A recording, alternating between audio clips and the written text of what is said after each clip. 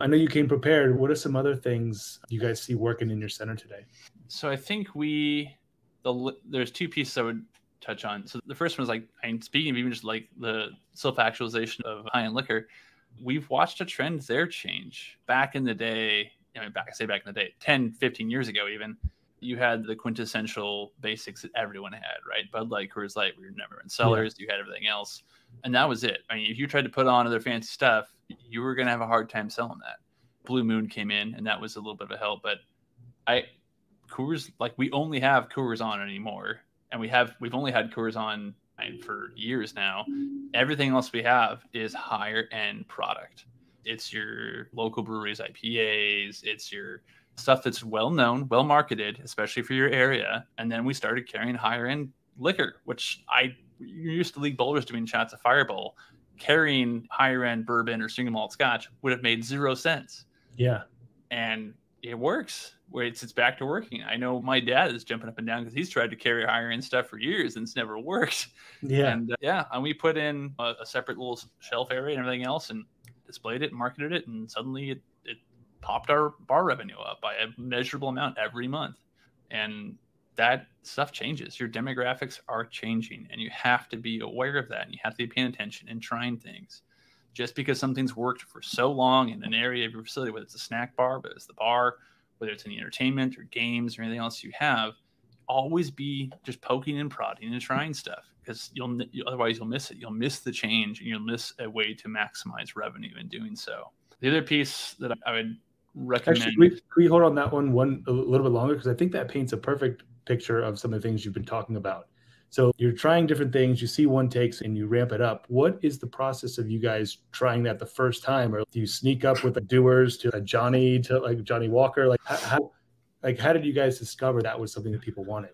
So we are always asking our customers, what would you like to see? If someone asks for something that we don't have, we try and have our bartenders write it down. Hey, ask something. And the more we keep track of that, so it starts out super small. Bartender has a little notepad. She's writing something down every once in a while.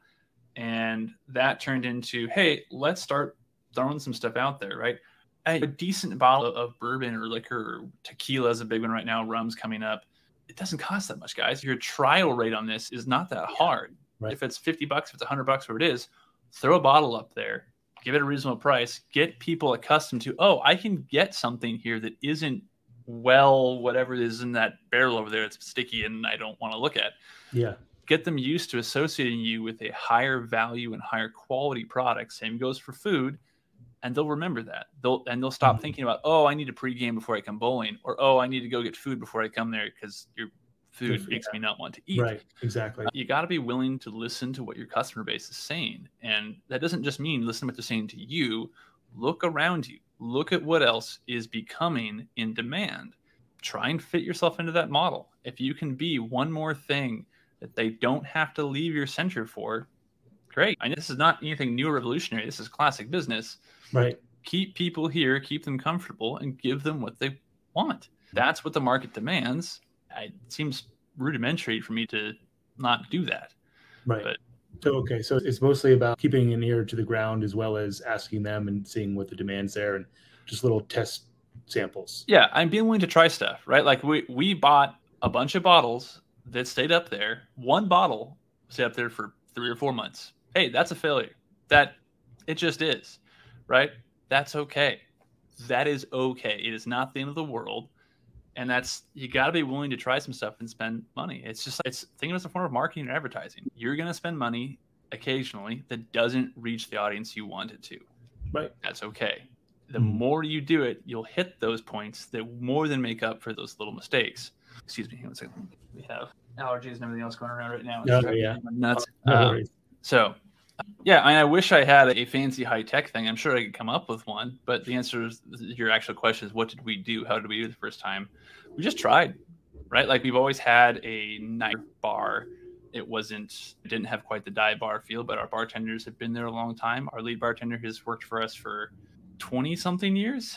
Unheard of. I mean, that's sort of a common theme with us, though, is our lead coordinator has been with us for probably 25-ish. Our mechanics have been with us we just hired 2 new mechanics. Before that, Our mechanics, the one who'd been with us the least amount of time was like 15 or 16 years. Wow. One of our mechanics been with us for 30 years. Mm-hmm. Our CFO, 40 years. Our bookkeeper, probably 25 to 30 years. We try and run a ship full of people who know what they're doing.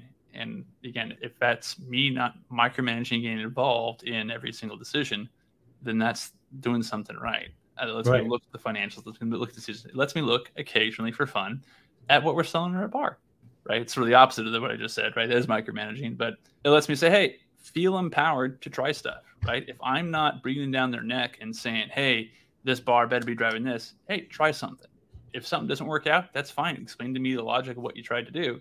Great. You're not going to get kickback from me. That mentality gets put on to our GM, and he passes that on. If he can feel comfortable and empowered trying things out, you're going to let people expand to their best ability. And so all of the different things we talked about, hey, how do you do these new things? You got to be willing to let people try stuff. And that includes sometimes buying alcohol that doesn't sell. Hey, did you like this video? Great. We make 10 of them a week. Subscribe to learn more and keep learning about what's working in the industry. Talk to you then.